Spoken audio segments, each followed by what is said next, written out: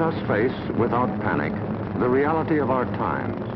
The fact that atom bombs may someday be dropped on our cities. And let us prepare for survival, understanding the weapon that threatens us.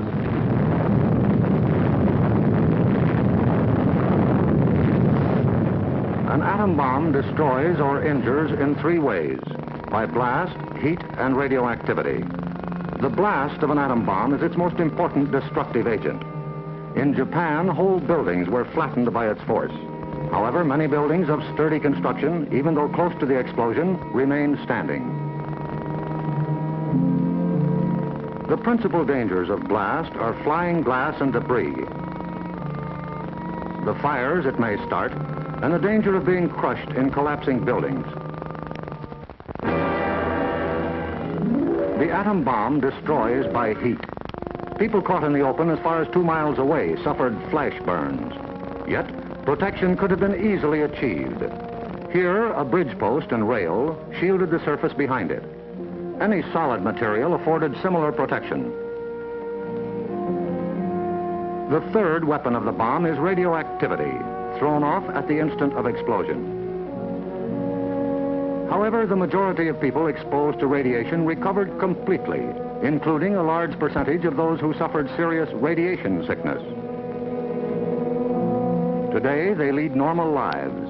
They bear children. Their children are normal. These, then, are the weapons of the atom bomb that we must protect against: blast, heat, and radioactivity.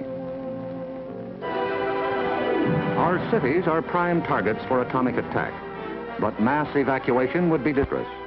An enemy would like nothing better than to have us leave our cities empty and unproductive. If an emergency should come, our factories will be battle stations. Production must go on if we are to win. Our offices and homes will also be posts of duty, not to be deserted. With the knowledge of the first atomic explosions to guide us, our chances for survival will be far better than those of the people of Hiroshima and Nagasaki, if we act on our knowledge and are prepared.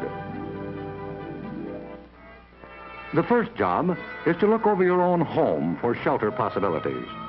If you live in a private home that is well built, the cellar is the safest place to be.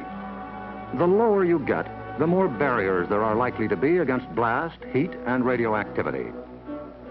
Select the basement wall nearest the probable target area of your city. If the house is blown over, it will most likely fall away from this wall.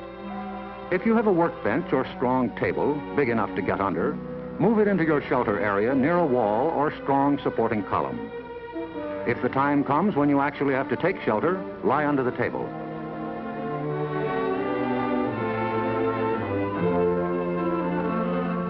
If you live in a home that has no basement, choose a shelter area without windows on the ground floor. An interior hallway is probably best.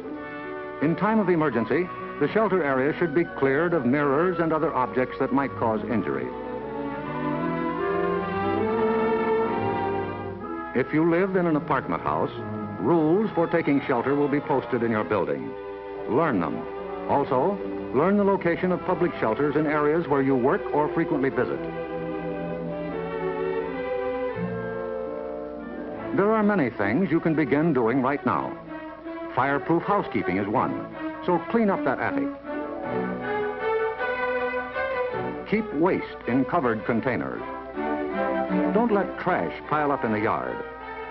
Set aside a small supply of canned goods. They're safe from radioactivity. Have a good flashlight on hand. Electric lights may go out. Keep a first aid kit and learn how to stop bleeding. Make a habit of keeping a bottle of fresh water handy. A radio will be important for receiving vital instructions.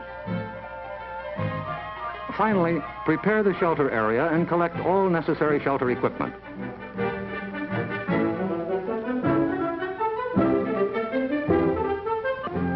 In case of an actual raid or test drill, the alert will be a warbling siren blast lasting 3 minutes.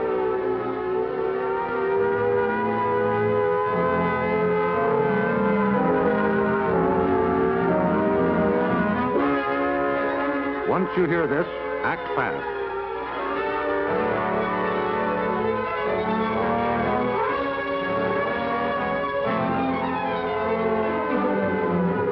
pull down the shades or blinds and close the drapes against flying glass.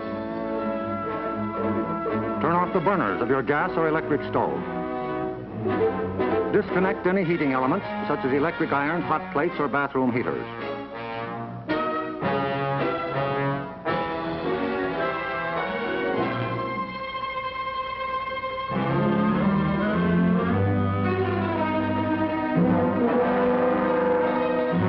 Close all outside doors, but leave them unlocked. Turn off the gas or oil burners.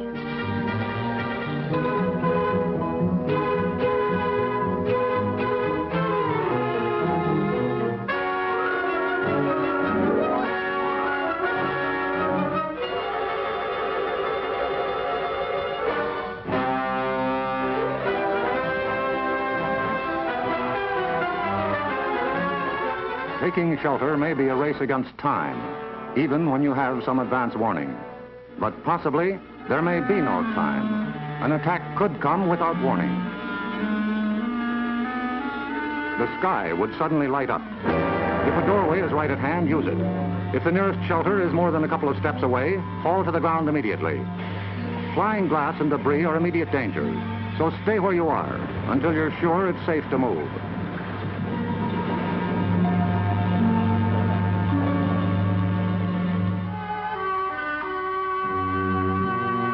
If you are at home when a surprise attack occurs, crawl beneath a table if it is very near, or drop to the floor with your back to the window.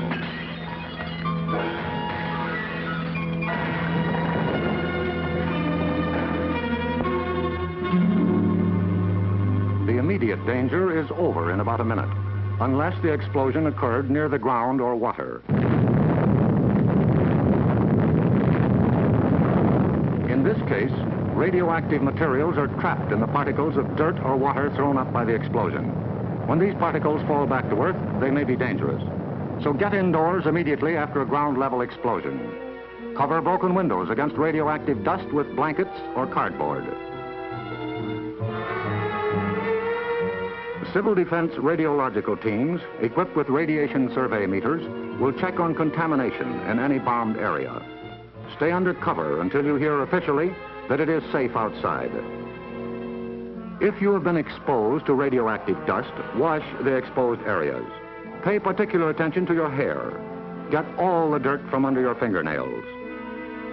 If the people of Hiroshima and Nagasaki had known what we know about civil defense, thousands of lives would have been saved. Yes, the knowledge is ours, and preparation can mean survival for you. So act now. Someday your life may depend on it.